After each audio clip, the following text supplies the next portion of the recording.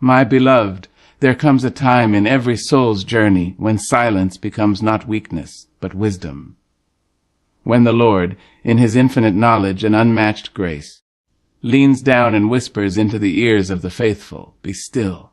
Hold your tongue. Guard these truths." Yes, there are words you must shout from the mountaintop. There are testimonies that must be shared, victories that deserve to be sung like hymns at sunrise.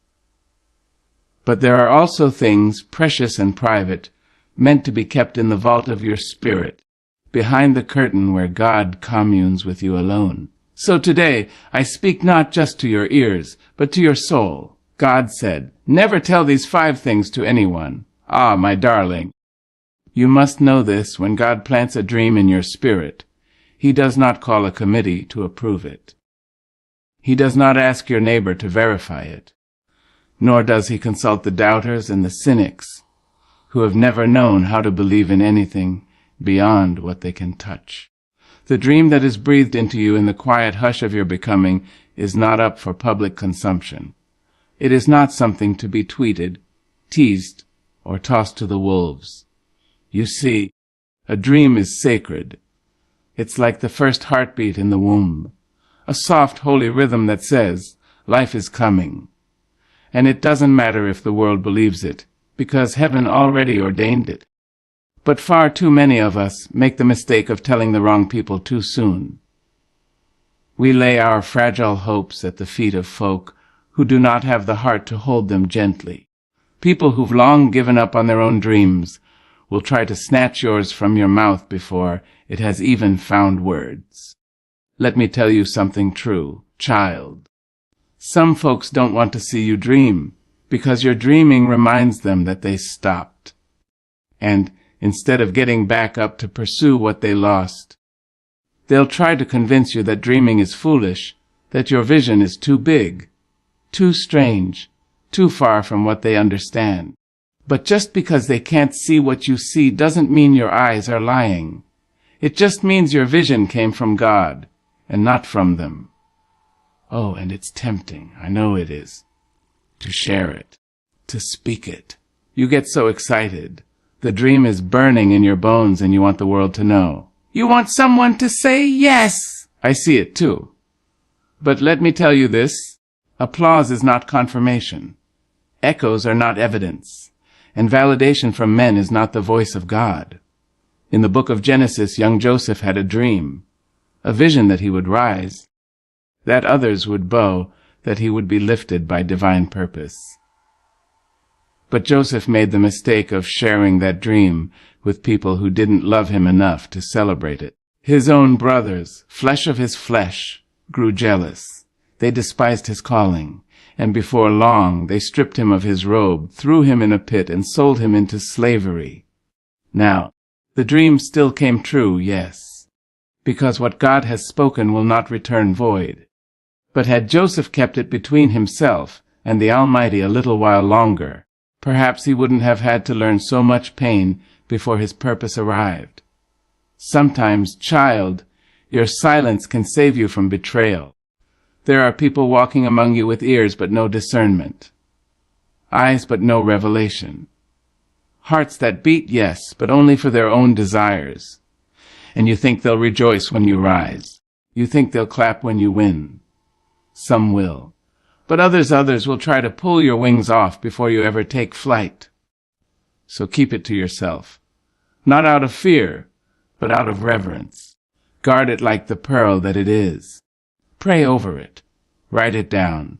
Plant it deep in the soil of faith and let God water it in secret. When the time comes, when the fruit is ripe, you won't have to announce a thing. The harvest will speak for itself. Understand, too, that the dream is still forming. It is still growing inside of you. And when something is growing, it is vulnerable. You wouldn't pull a flower out of the earth before it blooms just to show someone the roots, would you? Then why, oh why, would you expose your purpose before it's strong enough to stand? You must protect the dream the way a mother protects the womb, with intention, with quiet strength, with a knowing that what's inside you is destined to change the world. You don't need to post it. You don't need to preach it. You need only believe it. And walk like you already know. It is so. Don't let their disbelief become your delay. Don't let their laughter become your limit. Your dream does not need their permission to live. It only needs your obedience. That's it. That's all. And if, on a lonely day, you begin to wonder, am I crazy to believe this? Remember that every great revolution began in one quiet heart. Every mighty movement started with one person who dared to say, yes, to God when no one else could hear the call. So, my love, hold that dream close. Swaddle it in prayer. Rock it in your soul like a lullaby. And when the world asks, what are you up to? Smile gently and say, I'm waiting on God, because the same one who planted the dream will bring it to pass in due season. And when he does, oh child, it will be undeniable. And all the people who questioned you, who rolled their eyes and whispered behind your back, they will be the ones asking how you did it. And you, full of grace, clothed in purpose, you'll look up to heaven and say, it wasn't me. It was the Lord. So hush now. Don't be in a rush to reveal. Don't trade sacred things for shallow praise. Keep your dream under God's wing. He will unveil it when it's ready. And when he does, the world will marvel. But you will already know. Because God whispered it to you first. And that was always enough. My dear heart, there is a quiet kind of beauty in doing good and walking away, in blessing someone and not needing a parade, in being the miracle and never announcing yourself as the answer. God, in his infinite wisdom, sees everything done in the dark and honors it more than the noisy clang of public applause. And that, beloved, is where true righteousness lies. You see, we live in a world that is obsessed with being seen, a world that rushes to tell, to show, to post, to boast. Every act of kindness becomes a headline. Every offering becomes an opportunity for spotlight. But there is something sacred, yes, sacred, about the soul who gives and keeps quiet, the soul who helps and doesn't hover to see the thank you, the soul who moves through the earth like a breeze, refreshing, unnoticed, but deeply felt. God did not ask you to make your goodness famous. He asked you to make it genuine. You must understand, my darling, that every good deed is a seed. And every seed, when sown in humility, grows into something beautiful under the eyes of heaven. But when you sow a seed and then dig it up just to show others what you've planted, you kill it before it has a chance to bloom. There is no harvest in vanity. There is no reward in pride. The book says, let not your left hand know what your right hand is doing. That's not just scripture. That's sacred instruction. It means keep it pure. Keep it holy. Give in a way that only heaven hears the echo.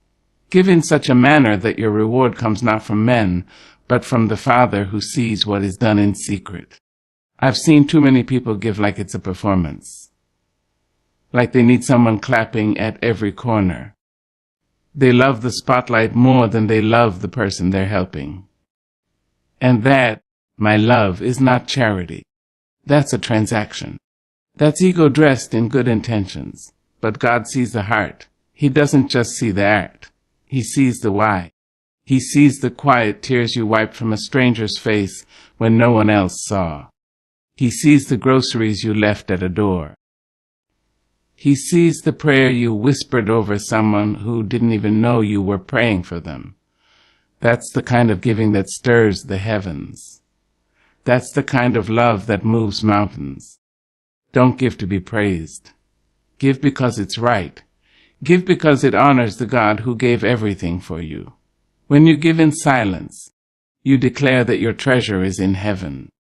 Not in likes, not in claps, not in reposts. There is a kind of majesty in being a silent servant, a quiet warrior of light. And let me tell you something, childing the world may never see your kindness. You may never get a plaque or a platform, but heaven is taking notes. Oh yes, heaven is keeping record. And when the day comes, when the winds blow harsh and the nights grow long, It will be the seeds you sowed in secret that rise up to shield you, that rise up to speak for you, that rise up to honor you. Some folk give to be remembered, but the righteous give because they remember where they came from. They remember how it felt to have nothing. They remember the nights of empty cupboards and aching hearts. They remember when someone showed up just in time. And so they give, not to build their own name, but to honor the one who never forgot theirs. Let me tell you this. When I was younger, I gave with a hand wide open and a heart full of hope. And I didn't need a camera. I didn't need a crowd. Because I knew that my giving wasn't about me. It was about the need. It was about being the hands and feet of a God who never left me alone. And now, standing tall with silver in my hair and fire in my bones, I still believe that the most powerful love is often the quietest. There is strength in discretion. There is dignity in restraint. And there is a kind of holy joy that can only be felt when you do good and tell no one. Be the kind of person who gives without leaving a business card, who helps without keeping a ledger, who blesses without needing the credit.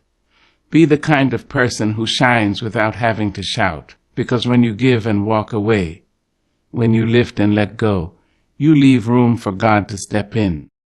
You leave room for Him to breathe on your offering and multiply it, to turn one small act of kindness into 1,000 ripples of grace. You may not see it now, but one day, one day, you'll look back and see that the quietest seeds bore the loudest fruit. Do not grow weary in doing good, even if no one notices, because every act of love, no matter how small, echoes in eternity. And trust me when I say God remembers what people forget. Give, beloved, give with joy, give with reverence, but most of all, give with silence. Let your life preach louder than your lips. Let your humility be the sermon they never expected. And when someone asks, why do you give if no one sees it? You look up with that glimmer in your eye and say, because He sees. And that's more than enough. Yes, my dear, that is more than enough.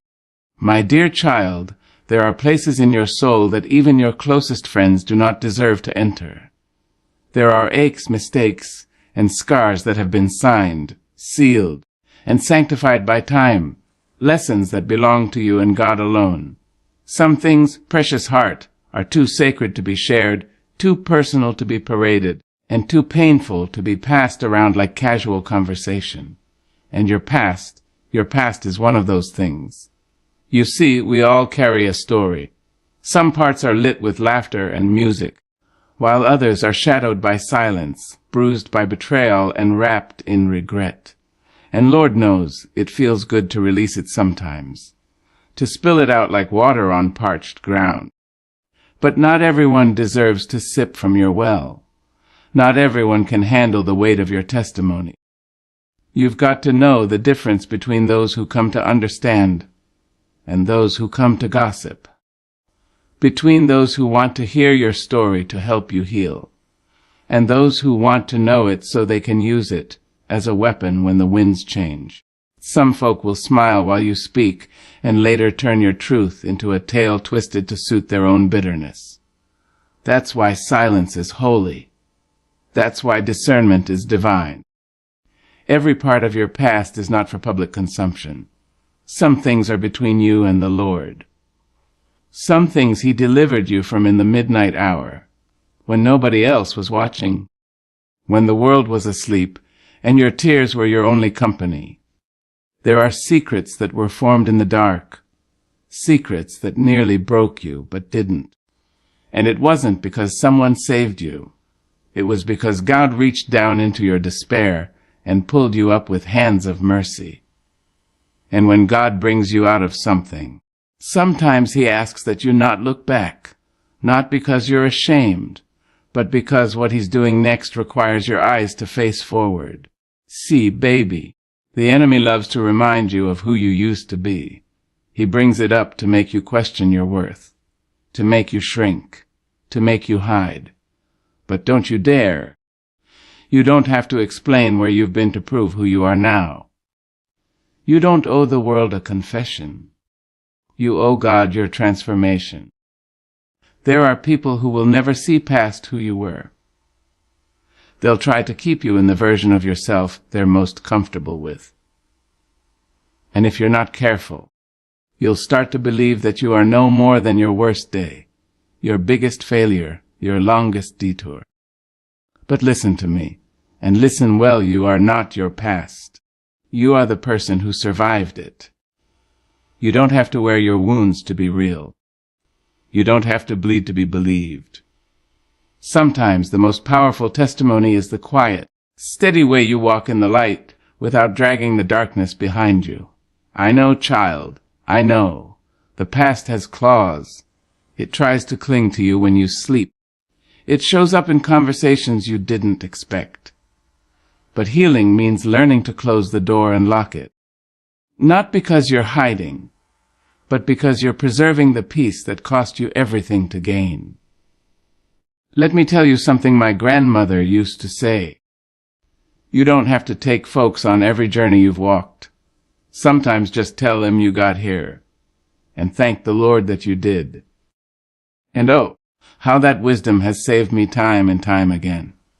Some people ask questions not because they care, but because they're curious. Curiosity isn't compassion, and you must learn the difference before you hand over the keys to your heart. Hold your story like a treasure. Share it when God says speak, and not a moment before. You'll know when the time is right. You'll feel it in your bones.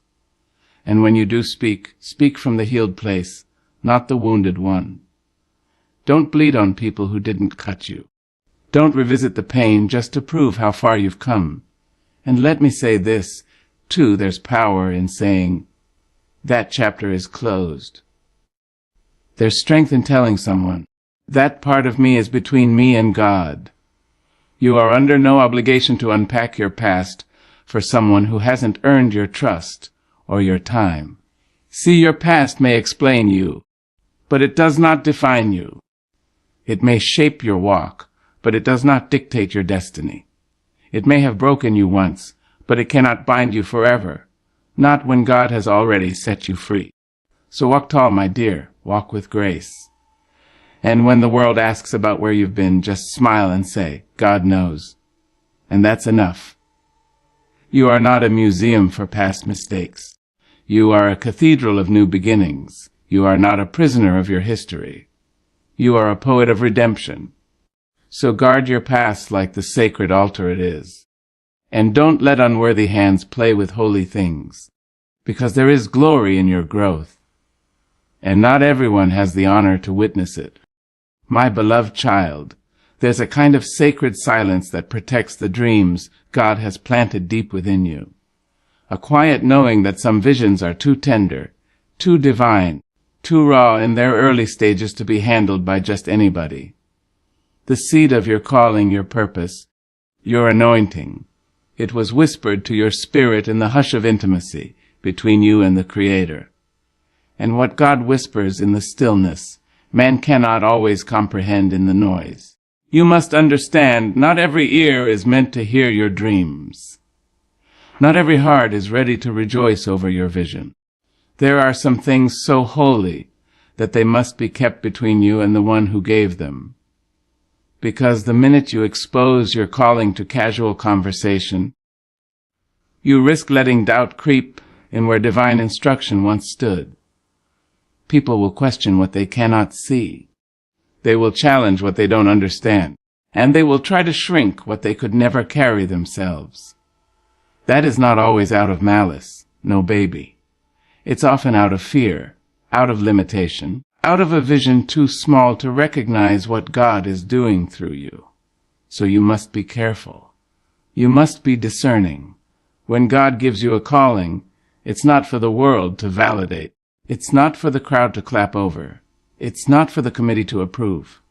It is your sacred assignment. It is your covenant with heaven.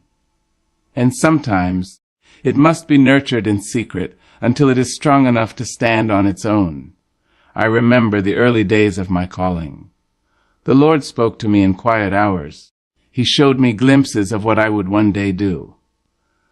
And let me tell you, it was mighty. It was grand. But it wasn't for show. It was for service. It wasn't a spotlight. It was a stewardship. And I knew, even then, that had I opened my mouth too soon, I might have exposed that fragile dream to the winds of discouragement, to the storm of opinions, to the cold hands of those who could not see the warmth of the fire inside me. There is danger in premature revelation. Joseph, in the good book, learned that lesson. He dreamed a dream, a holy vision given by God himself. But he shared it too quickly, with brothers whose hearts were not ready to celebrate him. And what happened? He was thrown into a pit, sold into slavery, lied on and left for dead. Now, don't misunderstand me. God still fulfilled the promise. Oh, yes, he did, because what God ordains no man can destroy. But the path to the palace was longer, because the dream was spoken before it was shielded. You must learn, my dear, to protect the oil God has poured on your life. When the anointing begins to stir, keep it close. Tend to it, pray over it, fast for it, study, grow. Let it take root in private so that when it blooms in public, no wind of opinion can blow it down. And be wise about your company. Surround yourself with those who speak life, not those who kill with casual critique. Be near those who pray for your purpose, not prey on your process. Everyone who smiles is not your cheerleader. Some folks applaud just long enough to learn your blueprint, then try to build a weaker copy, while undermining your foundation.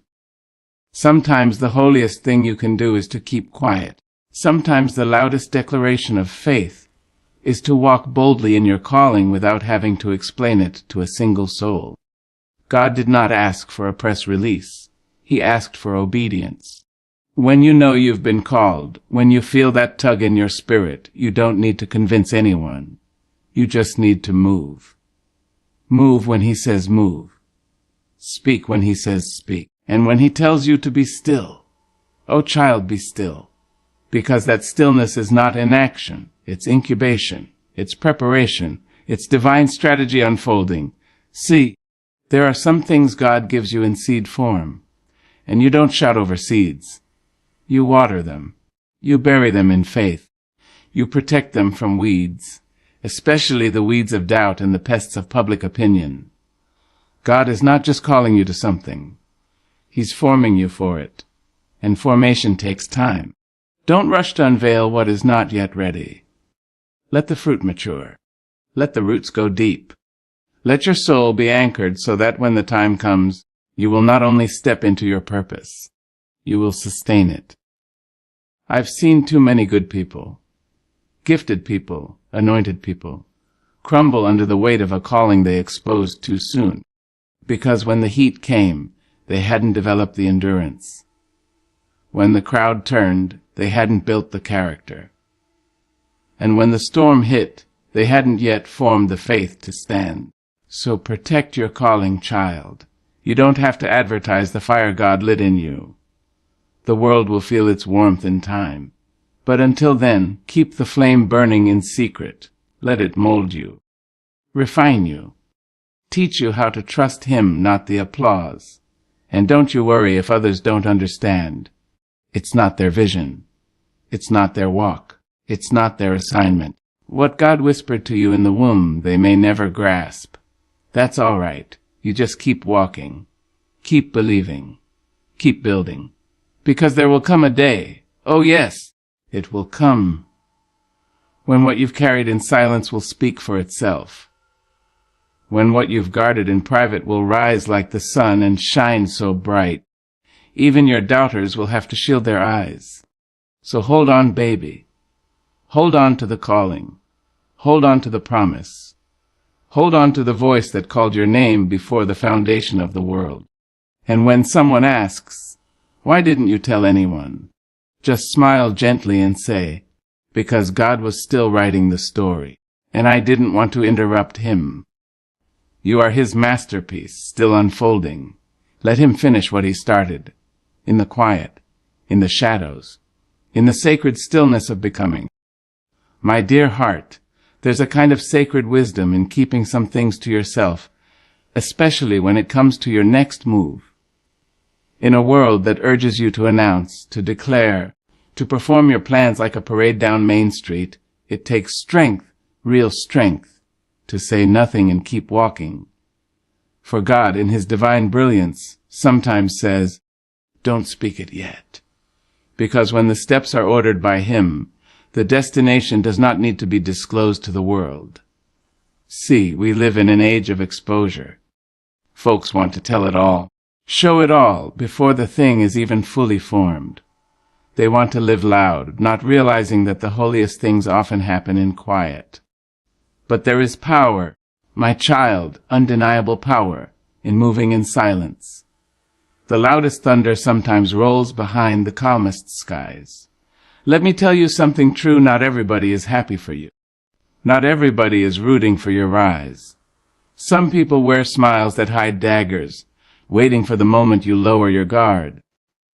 That's why God said, don't tell everybody your next move. Because while you're sharing your vision, they're plotting your downfall. And while you're trusting too freely, they're twisting your words in the dark. Now don't let that make you bitter. Let it make you wiser. This is not about fear. This is about discernment. It's about recognizing that your journey, your path, your purpose is too precious to be thrown into the court of public opinion. You see, when God whispers your next move, He's not inviting you to broadcast it. He's inviting you to obey it. And sometimes obedience looks like silence. Sometimes the strongest step you can take is a quiet one, a step nobody saw coming, a move that wasn't posted or proclaimed but simply done. Because when you move with God, you don't need a cheer section. You don't need permission. You just need the assurance that the one who began the work will carry it through to completion. My darling, I have lived long enough to know that not everyone with ears can hear, and not everyone with eyes can see. What God is building in you is a spiritual construction site, still in progress, still being shaped, still covered by divine scaffolding. And you do not invite the public into a building still under construction. You wait, you build, you fortify. Let me share this truth. Sometimes people don't oppose your dream because it's bad. They oppose it because it exposes what they never dared to do. Your courage convicts them. Your motion reminds them of their stagnation. And your anointing irritates what lies dormant in them. That's why silence is a weapon. It protects what God has begun in you from being choked by comparison, crushed by criticism, or drowned in doubt. Now listen. I'm not saying you walk this road alone. God will send you the right ones. The confidants, the intercessors, the soul friends who pray more than they pry. But even with them, there is a rhythm, a timing. You don't share the seed before the soil is ready. You don't shout the plan before the foundation is laid. The enemy can't attack what he doesn't know, and some battles you avoid not by fighting harder, but by speaking less. There's a holy strategy in holding your tongue, in waiting until the door is already open, the table already set, the way already made, then letting the fruit speak for itself. You've heard the phrase, actions speak louder than words. Well, baby, obedience speaks louder than announcements. You just keep walking. Keep preparing. Keep moving toward the calling, even if you're doing it in the quiet hours of the night while the world sleeps. And when people ask, "What are you up to?" smile softly. Let your peace answer for you, because there's nothing more unsettling to the enemy than a child of God moving quietly with confidence. No panic, no drama, just grace and purpose walking hand in hand. See, the enemy wants you to talk too much. He wants you to reveal your strategy, disclose your dream, so he can throw confusion in the camp. But when you stay quiet, when you walk like a whisper wrapped in obedience, you become a mystery he cannot decode. That's divine warfare. That's the wisdom of God. Let me put it to you plain. Don't tell everybody you're leaving that job. Just leave when God says go. Don't tell everybody you're writing that book. Just write, edit, and publish it in due season. Don't announce the ministry, the move, the new chapter. Birth it in silence.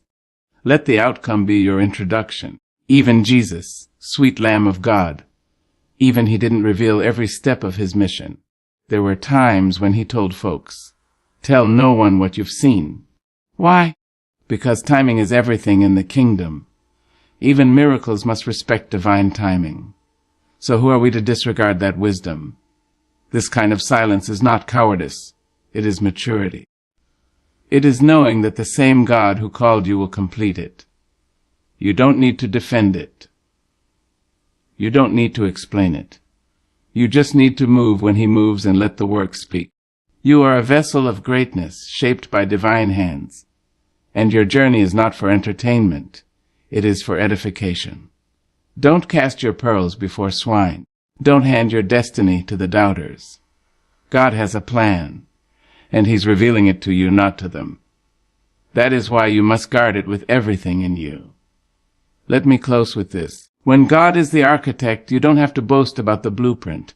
Just build, brick by brick, step by step, quietly, humbly, faithfully. And when it's done, when you stand in the place he promised, the world will see what silence can produce when it's soaked in obedience and sealed by God's own hand. So hush now, my child, and move. The next chapter is waiting, and the world won't see it coming. But heaven has been watching all along.